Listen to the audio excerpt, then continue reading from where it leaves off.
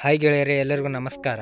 31 6 32 4 ಬ್ಯಾಟಿಂಗ್ನಲ್ಲಿ ಅಬ್ಬರಿಸಿದ RCB ಆಟಗಾರ. ಹಾಗಾದರೆ ಈ ಆಟಗಾರ ಯಾರು ಮತ್ತು IPL 2025 RCBಗೆ ಕ್ಯಾಪ್ಟನ್ ಯಾರು ಆಗುತ್ತಾರೆ ಎಂಬುದರ ಬಗ್ಗೆ ಹೇಳುತ್ತೇನೆ. ವಿಡಿಯೋ ಸಂಪೂರ್ಣವಾಗಿ ನೋಡಿ. ಅದಕ್ಕೂ ಮುನ್ನ ನೀವು RCB ಅಭಿಮಾನಿಗಳಾಗಿದ್ದರೆ ಈ ವಿಡಿಯೋಕ್ಕೊಂದು ಲೈಕ್ ಮಾಡಿ ಮತ್ತು ಇಂತಹ ಹೊಸ ಅಪ್ಡೇಟ್ಗಳಿಗಾಗಿ ನಮ್ಮ ಚಾನಲ್ ಅನ್ನು ಸಬ್ಸ್ಕ್ರೈಬ್ ಮಾಡಿ. ಬರ್ರಿ ಮತ್ತು ವಿಡಿಯೋ ಸ್ಟಾರ್ಟ್ ಮಾಡೋಣ.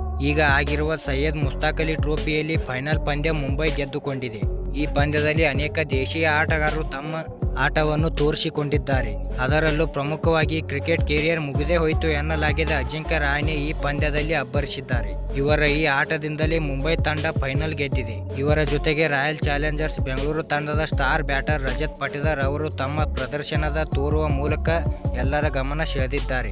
ಮಧ್ಯಪ್ರದೇಶದ ತಂಡದ ನಾಯಕತ್ವ ಕೂಡ ವಹಿಸಿಕೊಂಡಿರುವ ಪಟಿದಾರ್ ಅವರು ತಂಡವನ್ನು ಫೈನಲ್ಗೆ ತೆಗೆದುಕೊಂಡು ಹೋಗುವಲ್ಲಿ ಯಶಸ್ವಿಯಾಗಿದ್ದರು. ಈ ಪಂದ್ಯಗಳಲ್ಲಿ ಅಮೋಘ ಪ್ರದರ್ಶನ ತೋರಿರುವ ಅವರು ಆಡಿರುವ 10 ಪಂದ್ಯಗಳಲ್ಲಿ 6 ಅರ್ಧಶತಕ ಹೊಡೆದು ಮಿಂಚಿದ್ದಾರೆ. ಅವರ ಈ ಆಟದಿಂದ ಮಧ್ಯಪ್ರದೇಶ ತಂಡ ಫೈನಲ್ಗೆ ಹೋಗಿತ್ತು. 186ರ ಸ್ಟ್ರೈಕ್ ರೇಟ್ನಲ್ಲಿ ಬ್ಯಾಟ್ ಬೀಸಿರುವ ರಜತ್ ಪಟಿದಾರ್ ಅವರು ಈ ಪಂದ್ಯದಲ್ಲಿ ಬರೋಬ್ಬರಿ 31 6 ಹಾಗೂ 32 4 ಹೊಡೆದು ಮಿಂಚಿದ್ದಾರೆ. ಪಟಿದಾರ್ ಅವರು ಇತ್ತೀಚೆಗೆ ನಡೆದ ರಣಜಿ ಟ್ರೋಫಿಯಲ್ಲಿ ಕೂಡ ಮಿಂಚು ಹರಿಸಿದರು.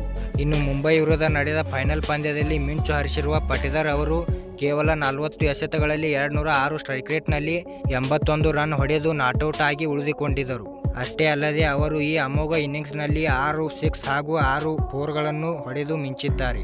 ಇನ್ನೊಂದೆಡೆ ರಜತ್ ಪಟಿದಾರ್ ಅವರು ಅಮೋಘ ಫಾರ್ಮ್ನಲ್ಲಿದ್ದರೂ ಜೊತೆಗೆ ನಾಯಕನಾಗಿಯೂ ಯಶಸ್ವಿಯಾಗಿದ್ದಾರೆ. ಈ ಹಿನ್ನೆಲೆಯಲ್ಲಿ ಫ್ಯಾಫ್ ಡು ಪ್ಲೆಸಿಸ್ ಡೆಲ್ಲಿ ಕ್ಯಾಪಿಟಲ್ಸ್ಗೆ ಹೋಗಿರುವುದರಿಂದ RCB ಈಗ ಹೊಸ ನಾಯಕನನ್ನು ಹುಡುಕಾಟದಲ್ಲಿದೆ. IPL 2025 RCB ತಂಡಕ್ಕೆ ಕ್ಯಾಪ್ಟನ್ ವಿರಾಟ್ ಕೊಹ್ಲಿ ಮತ್ತು ರಜತ್ ಪಟಿದಾರ್ ಇಬ್ಬರಲ್ಲಿ ಒಬ್ಬರು ನಾಯಕನಾಗಲಿದ್ದಾರೆ ಎಂದು ಕೇಳಿಬರುತ್ತಿದೆ. ರಜತ್ RCB ತಂಡದ ನಾಯಕತ್ವದ ಜವಾಬ್ದಾರಿ ವಹಿಸಿಕೊಳ್ಳುವುದನ್ನು ನೋಡಲು ಅಭಿಮಾನಿಗಳು ಕಾಯುತ್ತಿದ್ದಾರೆ. ವಿಶೇಷವಾಗಿ T20ಯಲ್ಲಿ ನಾಯಕನಾಗಿ ಪಟಿದಾರ್ ಉತ್ತಮ ದಾಖಲೆ ಬರೆದಿದ್ದಾರೆ.